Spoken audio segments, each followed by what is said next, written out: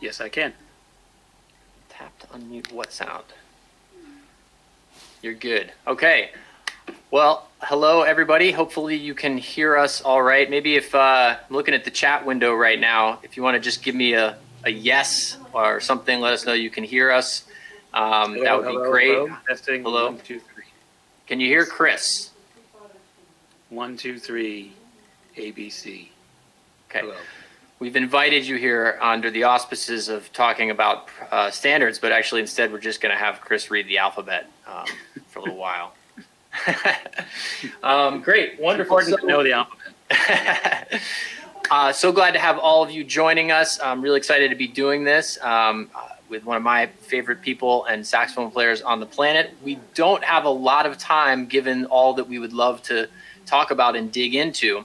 So we're going to get straight into it. And I thought we'd kind of break this into loosely about 3 parts, which is we'll start out just talking about a little bit about why practice standards. What is the value of playing standards in 2020, working on songs maybe written in the 30s and 40s. And number 2, how Chris approaches that, like what kinds of things he does to get into it, maybe a little bit of then and now kind of, things he did early on, things he does now, whatever. And then part 3, extensions on that, like, okay, once you've kind of got this part, these basics together, what kind of things do you do now? So that's kind of where I'm at. There's a lot of great questions that have come in. I appreciate everybody who left questions on the YouTube I put up yesterday. Obviously, there's a lot of questions in here, and we will leave some time at the end for things that we don't spontaneously get to in here. So without further ado, assuming I can find, let's just check something. Jamie can help me out here. Do I need to do something, or do I need to go back and share that screen again? Once I want to share the screen, I need to go up there and hit share screen. Maybe you can just give me a little, yep, always share. So right now, you're just seeing the 2 of us. Is that correct? Great. All right, blah, blah, blah. Chris, how you doing? I'm doing great. Thanks. Thanks to everybody for showing up. I can't see you, but you can see me. That's the important part. How is Brooklyn right now? Brooklyn's pretty peaceful. It's pretty peaceful. It's more peaceful than usual. I bet. So, a little backstory. I remember years and years ago, I don't want to date either of us too much, but a long time ago, I was fortunate to have a lesson with you when I was kind of getting started. And I'll just share this with folks here because it might be kind of fun. I remember showing up to that lesson and it was like, what should we do? And I said, we were like, well, let's play something. Chris won't remember this, but it's etched into my memory. And I think I said, let's play Just Friends or Out of Nowhere or something like that. But I remember specifically scanning your room for Jamie Aebersold play-alongs, because at that time in my development, that's how I learned any tunes basically at all. That was also mostly my playing experience, was playing along with Aebersolds. That was a big thing. Mm-hmm. And you didn't have them. Or at least if you had them, you didn't tell me that you did. Let's put it that way. And so it was like, you were like, sure, let's go ahead and play the song. And that was the moment in my life that I realized I didn't know the songs that I thought I knew, because up until that point, all of my experience improvising was either in my high school jazz band, standing up, taking a solo over the big band, practicing in a room by myself. If I'm working on a tune, it was with a play along record. I did spend a good amount of time playing with friends of mine, other saxophone players, but we also were playing along to play alongs. And then, the occasional like sit-ins with local piano trios that would have me, stuff like that. The point I'm making is that moment, and by the way, I should mention at this time of the story I'm telling, I was currently a student at Berklee College of Music. So all of that experience up until that moment, I felt like the rug got pulled out from under me once the backing track or the backing band was no longer there. And mm-hmm. we played a song together, and for me, it was like a curtain coming down. I remember feeling was like the pentatonic scale of the first key. You know what I mean? Like sort of a mindless, wow. Well, I don't know, anything other than these 5 or 6 notes. And you were, going through it like no problem. And it was just like a huge light bulb moment for me. I'm like, well, I have no idea how he's doing that. And it's taken a long time, but through through a lot of working to try to get closer to being able to do that, I've learned a lot. And you're out there. Hopefully everybody knows a lot of your recorded body of work. But I'm sure a lot of people that are here today have seen the YouTube videos of you just shredding standards a cappella at college master classes around the world. So we want to get into a little bit. How do we do that, Chris? I promised people watching this would be me saying, okay, how do we do that? Well, first of all, sorry, I had no idea. I'm glad you've been able to work through the trauma over the years. I had no idea. First of all, I should say I'm not anti working with play-alongs. I actually probably did have them. They were hidden away in a cupboard with the fine china, so you didn't see them. But yeah, I mean, my initial way of learning. I mean, of course, I used those as well when I was practicing at home. But it was a fortunate thing, I think, that that I was in a situation when I was growing up in Columbia, South Carolina, where I would sit in a lot with older musicians, and they wouldn't have the music to these songs. So if I wanted to play the song, I had to either already have known it or I had to use my ears and figure it out as it went along. So from the very beginning, I wasn't always thinking of what was going on, as necessarily tied to the page, Right. Because you definitely process things differently when you have them memorized and when you're reading them, Sure. I mean, this is a bit of a far afield reference for this, but I remember reading Plato. That I seem to remember that there was some thing where Socrates is complaining that all these kids today, are writing everything down, like they're not learning the Odyssey from memory anymore. Now it's written down, and he's like, like, what's wrong with kids today? They don't know the Odyssey by heart. They can't do it by heart, Right. So and I mean, of course, the invention of written language and written musical notation. I mean, it allows us to digest a lot of information quickly, and be able to use it quickly. But as far as retaining it and really owning it, it can get in the way. I feel like when I know a tune enough that I'm not reading it and I'm really just thinking of the structure of it, I'm much freer on it, and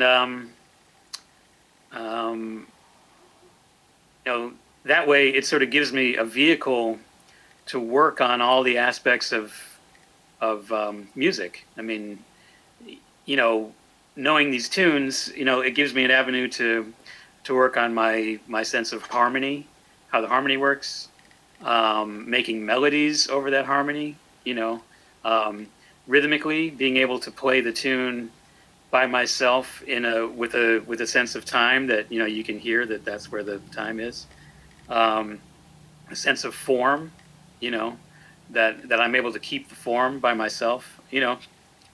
There's all these different aspects of music that are very, very important, that once you memorize the tune, you can get deeper into those aspects of it. Yeah, absolutely. And I mean, I agree 100%. I find that in gigs that I do where I start out with sheet music, I seem to be like sideman work, I seem to be always tied to the sheet music. Yeah. I have a real hard time memorizing from sheet music. If it starts that way, it almost, stays that way. Whereas, like, to use the Snarky Puppy example, there is no sheet music. So all of their repertoire I've learned the same way you would learn a jazz standard or transcribe a solo or something. And sort of because of that, when I get ready to join them on the road, or when I used to get ready to join them on the road. Yeah, it'll happen again. Yeah, no, then it's in the muscles somewhere. It's literally like it's kind of like right. It comes back. It's amazing how long you can go years without playing something, and it just kind of comes if you know it on that level. Right. You know? Right. Absolutely. So, because we were talking about the why a little bit. I think all of those are great reasons. Maybe you can speak to a little bit how that process, since it's a process that you have kept from the very beginning, and maybe, well, I guess there's a couple of things I want to say here. The main one is how does it help and shape and inform the work that you do now, which is sometimes some of the projects you do, maybe it's very deep in that, but a lot of the times, somebody brought up your circuits band, for instance, and it's like, how does practicing, something from 1942 help you with that? Yeah. Yeah. I mean, I feel like it really is the basis of everything that I do, having studied these songs, and also the way that these great improvisers from the past use the material. I mean, I'm still listening to that. I'm still studying that. I'm still trying to get, my own playing to the level where it feels that it's that organically connected. It's sort of an interesting thing about standards. Like when I'm writing my own music, a lot of what I'm thinking about is how can I make it, write something that's as fun to play as standards are, because standards are fun. There's something about them that you can play them over and over again and they're still fun. Original music is not always like that. So, I mean, that's kind of sort of a goal that I make for myself, is to try and write tunes that are as durable as standards. And I don't even really know why standards are so durable. I think there's something about the amount of information, they have a strong, I mean, they're to be memorable show tunes, and they've got lyrics, and they're about something, Yeah.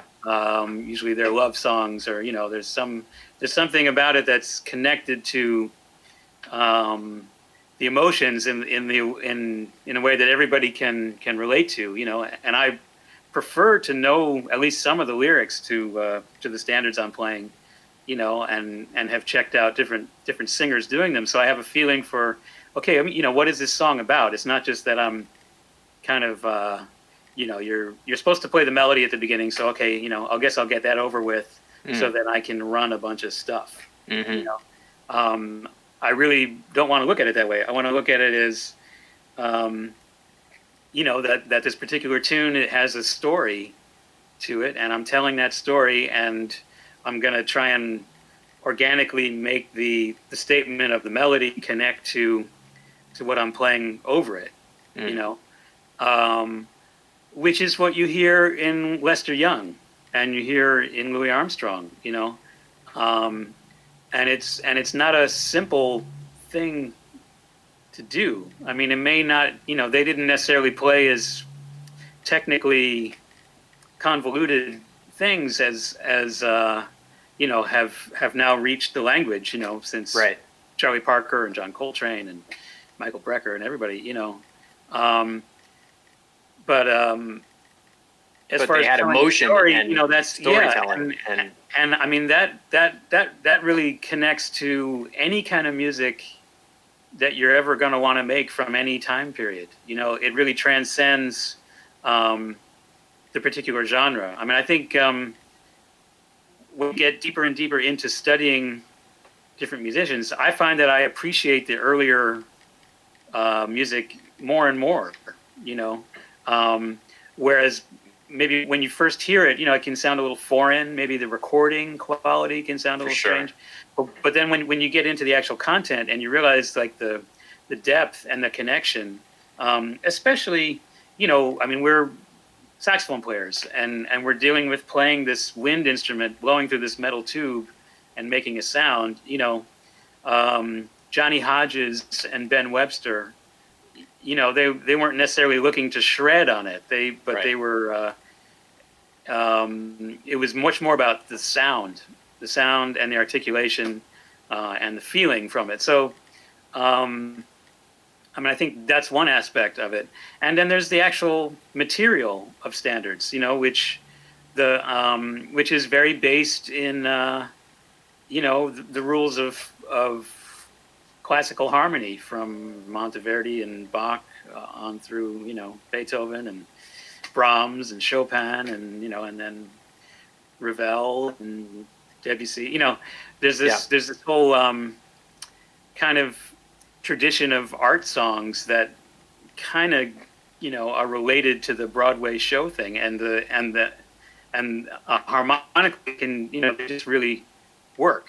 They're really strong on their own. They're not tied to a particular way of performing it. You know, I mean, I remember hearing something about, you know, there's like there's these recordings you can look up of, I think her name was Jo Stafford. She was Jo Stafford, yeah, the singer. She was sort of like a staff singer for one of the record labels way back when. Like when somebody wrote the song, they gave it to Jo Stafford to sing. And if you find the Jo Stafford recordings, they're probably the closest to like what you'd see on a lead sheet.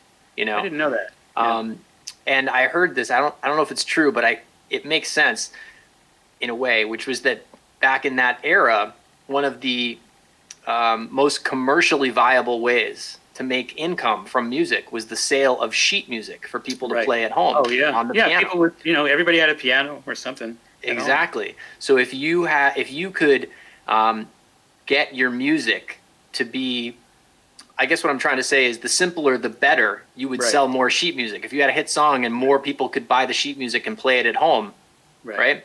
So there was an incentive there to kind of put the thing on paper in such a way that it was very basic. And when you're talking about writing your own work that way, it's something I think about as well constantly, because I'm sure you found this too, where there's music that you write that you're very excited about in your room when you write it or when you begin to flesh it out. And then if you eventually get to taking it on the road and try to play it, it's like you find yourself putting that one song aside each night in favor of playing something else that's more fun to play live. Totally. Right. And so you have this dichotomy. And I think through a lot of the natural progression of what's happened with the medium, the art form of jazz, school, et cetera, all the things, you know, it's like, okay, standards are what we do to get started. And then like, I've got to have my own voice. Where am I going to go? Like, I can't make a record of standards because that's already been done a zillion times. And so the deeper you go down sort of the original rabbit hole, the more stuff tends to get put on paper, like very specifically, you know, like, oh, I want this exact thing to happen, which removes an element of the sort of contribution of the player to some degree, right?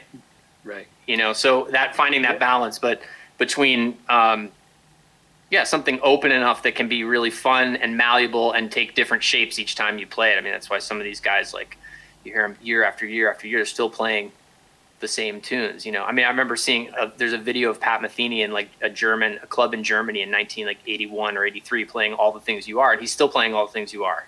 You know, he still does it on a show, right? It's a durable tune. It's exactly. Tune so hopefully that kind of like helps them kind of touch on the why and you know, that connection. Let's bump into a little bit of the how. When you were younger, did somebody tell you to learn, like you were mentioning the getting up on a bandstand and somebody calling a tune, like what was that time like for you? Like, was it just you just kind of figure out, I need to learn these tunes? And if so, what was your go-to place first? You know, like how was your getting started with kind of? Yeah, that's a good question. I mean, I was very active, you know, I mean, my particular situation, I guess, was a bit unusual that no one in my family was a musician. Nobody my age was interested in it except me. So I was always playing with older musicians, you know, but I was just really into it. And I was just very motivated to learn about this music, you know, and I was very lucky to have, you know, some really excellent people in my life that showed me how it worked and introduced me to recordings, and kind of helped me explore it. And, you know, I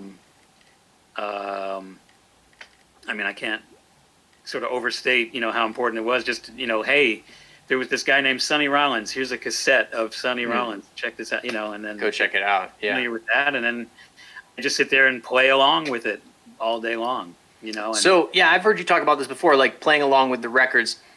And I think sometimes people are like, what does that mean? Like, I mean, on the surface level, you're playing along, but what are you listening for? Is there something you're trying to copy? Are you actively searching for some part? I don't want to lead you any particular way here, but you know what I mean? Like, what's the next level? But I could say that to somebody. I could say that to a student, like, well, here's this thing. Go play along with it, and and they have no. It's like they just don't even know where to begin. Where's the compass?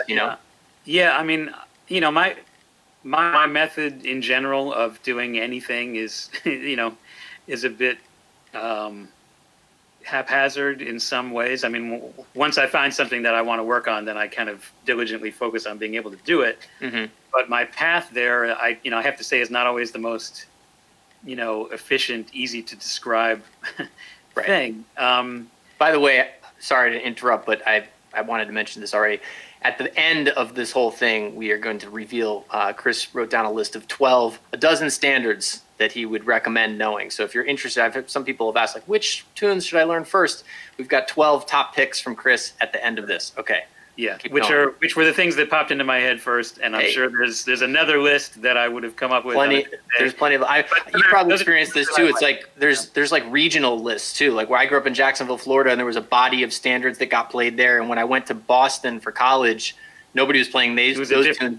Yeah, it was a whole different thing. I was like, what's Art Blakey, Benny Golson? What? I know. And then there's also regional keys. People play certain tunes in certain keys. I've noticed in different, in different places. Yeah. But to go so back, you were saying once you figure out what you want to do, practice with recordings. I mean, that's really the nuts and bolts of how I learned so much about, how to play in the jazz style and learning the jazz language. Now, if you don't understand, I mean, if you're just hearing Charlie Parker, all of a sudden you've never heard any jazz, for one thing, like when I started, I was definitely not ready for Charlie Parker. I was listening to Duke Ellington, I was listening to Johnny Hodges and Paul Gonsalves, a slightly simpler language. But also, just a basic introduction to what's going on.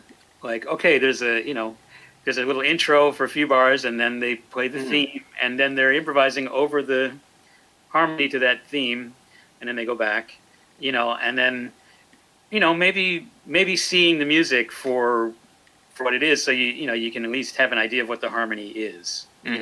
Sometimes not. I wouldn't always have that, but I definitely found that useful. So that you know what. You have some idea of what it's being related to. You're not just hearing a bunch of notes that someone is playing that's not connected to anything, which has to do also with paying attention to what the bass player is doing, paying attention to what the pianist is doing, and that you hit the nail on the head, that was what I missed the boat on that one in my early years. I was so focused on the saxophone, on the top line, on the melody. And I actually, when I was saying I didn't know tunes, what I really meant was I actually knew, a bunch of tunes, quite a lot, and I could retain them melodically. The melody stuck with me, but I didn't know what was going on underneath, and I've found that to be,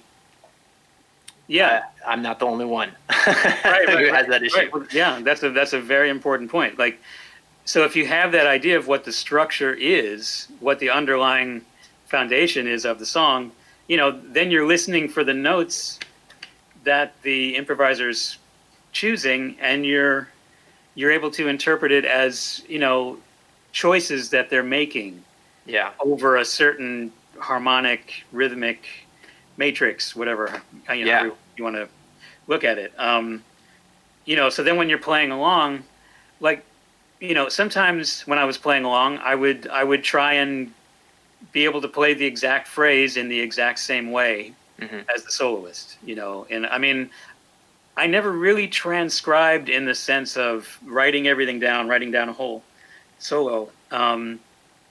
I think it's a good thing to do. I think the writing down of it is maybe the least important part of it, or I think that word, unfortunately, that word, we all use it, but it's actually a misnomer because, well, I mean, I think when we talk about it, if we're just talking about it, we mean the same thing, and it doesn't involve pencil and paper or anything. Right. It means Right. literally copying, kind of like you were saying about Plato and Socrates, like orally getting the material from somebody and being able to play along with it. But the actual definition of the word, I think, that confuses people sometimes is that it means writing it down, but that's not what we're talking about. Right. I mean, that sort of helps you with a different skill too. It's like, okay, so where on how many eighth note, Yeah. But that's not really necessarily what you want to be working, what you really want to get at the beginning, especially, and even now, I find myself doing this as a way of digesting somebody's musical language, is to play along with them and imagine making those decisions, and understanding what the implications are of going in whatever direction. That's the meat and potatoes of what you're trying to get, because you're not just trying to copy what they do. Right.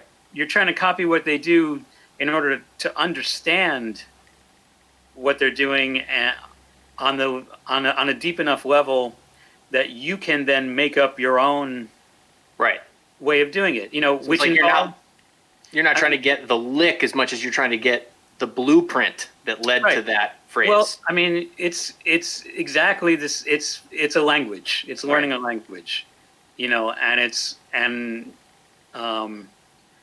it's trying to learn a language in a way that you learn your first language as a baby, rather than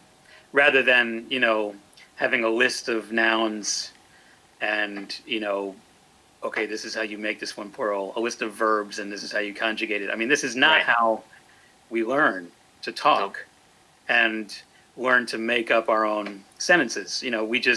We get it in our ear, and then we start making stuff up and experimenting with it and playing with it. I mean, like you play music, that's kind of on a deep level, especially with improvising. I mean, I really like that way of thinking about it, that I'm playing with these musical materials like a kid. Yeah.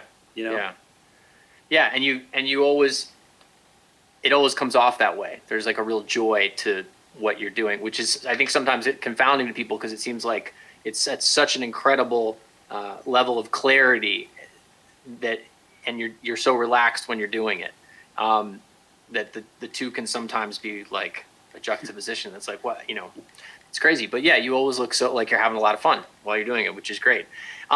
Let's kind of morph a little bit into some tactics. We were talking about a couple different standard tunes and whatnot, and just like, all right, so one of the things you mentioned this earlier from your early days, and I certainly experienced this, was like, let's call it, for lack of a better term, like bandstand blackout. You get up to play with somebody and they call a tune and you don't know the tune, and sort of, and we don't have to necessarily go first with that, but I'd like to touch on it. Like, what do you do, or what did you do? Because now you're probably, now you have a much different set of skills for handling something like that. Fewer things would catch you off guard. But how has the training in practicing listening to and playing standards, help you in that moment when, you just walked on stage to sit in with somebody and they, call this tune and you're like, what are the first things you're hunting for there? Yeah, well, I mean, that kind of goes along with this idea of like the skills that you learn when you're playing along with the recording and you're trying to play, along with the soloist. Also paying attention, as I said, to the bass and to the piano, so that you're hearing, not just what the note is that one instrument is playing, but the meaning in the context. A big thing that I use is this instrument here, that I've always used, even from back early on, and I mean, not necessarily at a great technical level, but just being able to plunk through tunes and get the voicings, understand what's going on, you know? Yeah. Because I mean, I don't know, you know, that's going to mean one thing if it's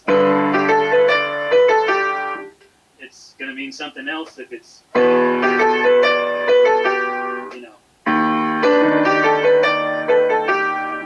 know. Yeah.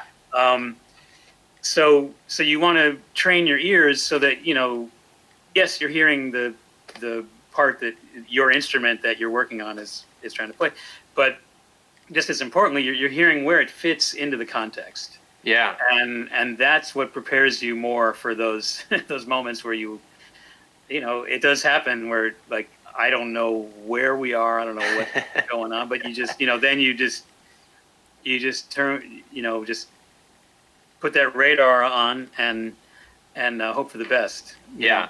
So, but it's glad really you about mentioned training. I mean, it's, music is music. It's a medium of sound waves, Yeah. And I mean, I guess I've sort of said this again, in a different way, but like the shorthand of being able to read it, super useful for communicating ideas. But that's not music, People don't like go up in a concert and, hold up the sheet music to this tune they wrote, and the audience goes, "Oh, wow, what a great tune," like it's the sound of it. Yeah. So totally. If you can just keep that in mind, Totally. or maybe you can do that. I don't know. If Who knows? Things could be changing in a very different way. Yeah, like the new concert going. Well, I'm glad you mentioned the piano. I know you're a big advocate of that. That's another thing that I think I missed early on, because I thought of myself in a silo, saxophone player, and I would read, it just didn't. There were people who played piano around me, but I didn't. I didn't get to that early enough. I wish I had started sooner. And I like what you said about it doesn't mean that you need to go off and spend 6 years studying piano before you're ready to do the kind of work you're talking about, which is sitting down, looking at the tune, or, getting the tune together on that instrument, because now that allows you, like you just demonstrated, access to sounds and harmony and relationships that, if you're starting on an instrument, it could be saxophone, trumpet, whatever, but a single note instrument. Right. I think that's really that's the part of the missing link here, is like, how can we get to the place where, when we're playing, let's say by ourselves on a single line instrument, to hear all those elements that are not there, but we want to have them present so that we can create using them. So it's probably a pretty botched way of saying it, but hopefully it comes across, to access those things. Because back to my original story, that's what I didn't have. I could play out of nowhere, bo-ba-doo-da, ba-boo-doo-da-da. I could really hear the song. I could even experience the form. But once I stopped playing the melody, and I know this happens, I've heard this from countless students and whatnot, I was like, I get lost. Like, how do you keep the form sort of in all by yourself? And I mean, even if you're not all by yourself, sort of, maybe we could talk about that a little bit, how practicing standards, has helped, or things you can do while working on them to help you have a better command of or sense of the form. Because I think that the form thing is really a big thing. It's easy when you're lost or something. People tend to. I remember hearing Michael Brecker say this in a clinic once. He said the more anxious he was, the more notes he played. I hear that. Just to fill the space. When you're more. I know for me, when I'm like super comfortable with a song, I can leave a lot of space and really enjoy that. And when I'm not, it goes the other direction. Right. Yeah. I mean, when you get a certain level of facility together, that's definitely a trap you can easily fall into. I mean, it takes a lot of work to get to where that's a problem. Yeah. but it is a problem. Yeah, exactly. So maybe if you're up for it, let's just jump into playing a tune and see where that takes us. Or you playing a tune. Did you want to? We kind of had a couple. Anything catching your? I don't know. I mean, There is no greater love, or just friend. You want to do that one? Yeah. All right. So there's no greater love. So we're gonna In pull B flat, up. right? This is concert key. One yeah. I mean, this is another thing. Like, in general, I think in concert, and I like to read in concert, even though I'm playing tenor. I don't really know why. I just feel like more connected to what everyone else is doing. Yeah. You know? Yeah. I think I'm not alone in that. I've talked to a lot of saxophone. I prefer concert most of the time, unless if it's my Unless it's original really, music, really a lot unless of there's notes. yeah, exactly, unless there's a lot of notes, and then I much prefer B flat. But but switching back and forth between working on the piano and the saxophone is just easier to be in concert. And also, I don't know, for me, again, back to this meta theme of like how does these old songs and such relate to what we do now with our original music and such. When I'm writing, it's all in concert. The thought process is in concert. When I go to play it on the saxophone, I'm not even, it's, if I've written, it's like I know it in concert. It's just and we talked about this before. We've both been in the situation where you get so used to the concert thing, when a B flat chart shows up, you find yourself accidentally, reading it or thinking up a whole step.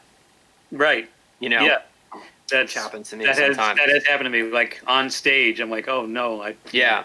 So to the people who are with us who are like alto's got a little tougher if you're, an E flat player than B flat player in terms of the transposition. I'll just say I remember it being like a really big hurdle at the beginning, this idea of sight transposing. Like I could barely sight read. Now you're telling me I got to, do some math in my head and go up a step or whatever. Really challenging at the beginning, but pays big dividends. I think it gets easier. It gets easier almost to the point where the reflex is so ingrained, it's hard to go the other way. Well, and I mean, I would say beyond that, I would say there's a real benefit to that too. And being able to think of music. I mean, I don't really have perfect pitch. I can sometimes down the right note, but I generally, I'm hearing things as how they relate to other things. Yeah. Yeah. Being able to transpose things quickly, means that you understand the relationship of the intervals. And you're seeing a piece of music as a relationship of intervals rather than A, B flat, C. Right. Right. Yes. Yeah. Which is a major thing too. I mean, something that I remember kind of, obsessively just doing, sitting in high school, whatever, history class or whatever. We just, because I was playing alto and I was playing piano and I was playing tenor too. Just constantly thinking of transposing things in my head, like in the background. It was just, okay, yeah, so a B flat, yeah, okay, so B flat on the tenor, that's a concert A flat, which is an F on the alto. Like, just, it would just kind of always be on in the background. Yeah. And I think it did give me a certain flexibility, or kind of helped with that idea of a flexibility of thinking of everything being movable. Yeah. And a set of relationships rather than a definite thing. So that's awesome, and I think can lead really well into this next part. Why don't we go over There's No Greater Love, and let's start with the key it's in, and then if you're up for it, we'll move it to another one to kind of, and what would be great is to kind of just sort of, I think what would be cool here to do is to play a little bit, but then stop and talk through like what you're thinking, Okay. Well, we don't even have to choose the second key now, but why don't we start with the first one and just kind of see where we get with that. I'll share this screen with everybody. Well, I mean, I guess I'll play the melody, which, again, that's one of the things I want to emphasize is don't just, treat the melody as something you have to rush through in order to get to the interesting part, but, play the melody like you mean it. I mean, there is no greater love. I mean, come on. You're going to just kind of halfway play that? Although, if I'm going to do it now, now I've set up. Now you've set the stage. Woo! Let me get the bottle of wine. Yeah, right. All right, hold on. I got to share the screen here. Hold on a second, Chris. Share screen, application window. Here we go. All right, Jamie, I'm putting up this chart now so that if you want to make that so that everybody can see. Everybody say hi, Jamie. Jamie is helping us facilitate this. Thanks, Jamie. And let's see. I am screen sharing. Hopefully somebody just tell me they can see. Give me a hello. Yes, I can see it. Anybody? Jamie, somebody. I just want to make sure that you're good. Okay, great. We're good to go. Yeah. So So what do you think? I mean, for now, I'll play the melody and just a couple choruses or something. Yeah, just a couple. Like I don't think. Then we can break it down. Okay. Yeah, yeah.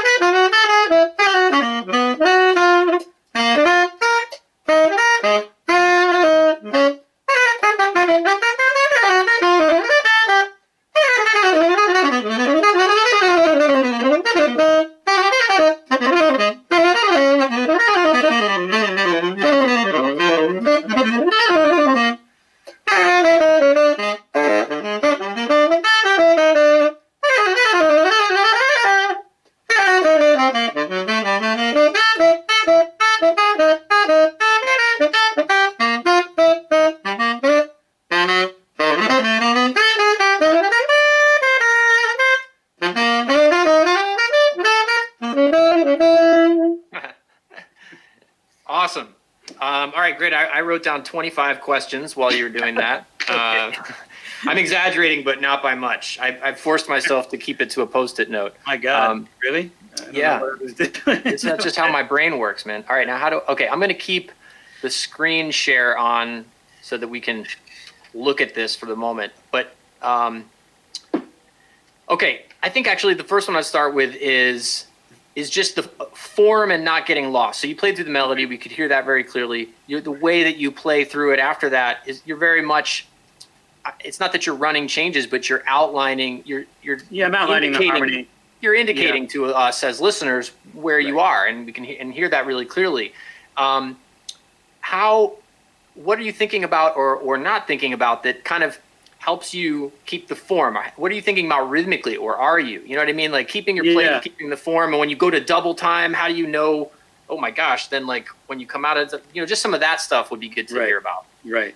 I mean, so much of it is, I mean, there's a certain thing about, like when you're playing solo, you kind of tend to want to indicate things maybe more than if you're playing with a rhythm section, Yeah, I mean, that's a great point, actually, is that like, I mean, if you're playing with a rhythm section, you might be able to just,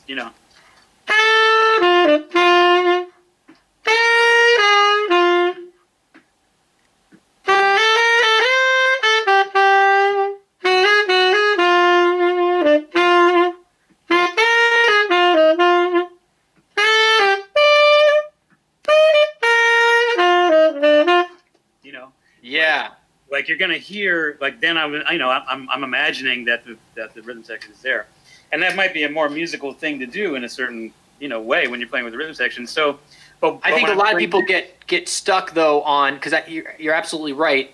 What happens is that because sometimes people the kind of, I don't say blowback is too strong a word, but the resistance I might get to talking about this approach to practicing or something. Well, yeah, but then you just end up sounding like you're just running chord changes up, down. It's the same material. And my sort of response to that, my thinking is that by kind of practicing the way that you just demonstrated and being able to do that, it's allowing you to make those more musical choices when you are playing with people. Yep. Yeah. Yeah, that's Okay. exactly what I was going to say. I mean, being able to, you know,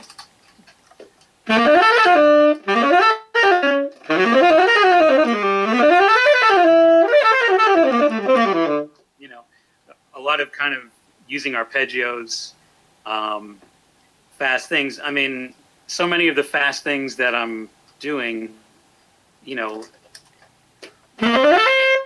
maybe that's what I'm playing, but in a certain way, what I'm hearing, I mean, is I'm kind of hearing that whole sound, you know, and so so I'm not, that makes it easier to come up with the group of notes. It's not like each individual note is not, it's kind of there in relationship to other things. And a familiarity with the piano is again super super helpful. If you're thinking, okay, it's a B flat major 7, B flat D G C F A. That's a voicing that you often would kind of come across. You know, you know, like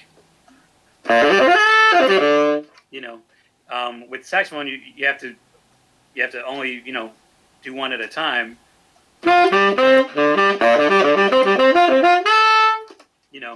But that's a lot of the fast stuff.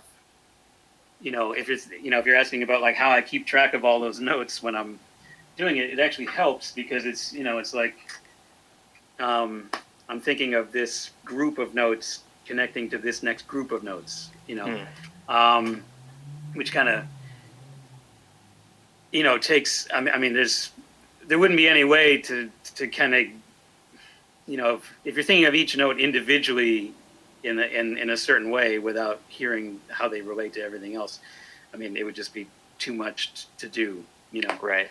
I think that's the secret of how to like how you can play so fast, really. Because I am hearing each individual note, but I'm hearing it as part of a bigger sound that I've already worked on. Right. So that kind of helps me keep track of everything. I mean, in a certain way, it's almost easier to play more notes and keep track of it that way than it is to play fewer. If you're playing fewer, then there's like if you're only using one note, I mean, there's a lot of different things that note can be in relationship to other notes. Right.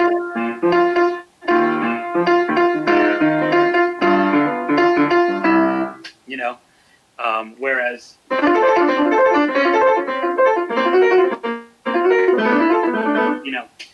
that's outlining the changes, and on the piano you can hear it's just an arpeggio. On the saxophone, it's a bunch of notes. Right. I mean, there is the time aspect of just feeling the bigger time, which is kind of abstract. I don't really know how to say it, but you just get used to feeling the form as a big, a big measure almost, and you just kind of feel like, oh yeah, right. Well, it's time for the bridge, and then it's time for the last day. And you just kind of, after doing it a million times, you mostly get that right. You still don't always, Yeah.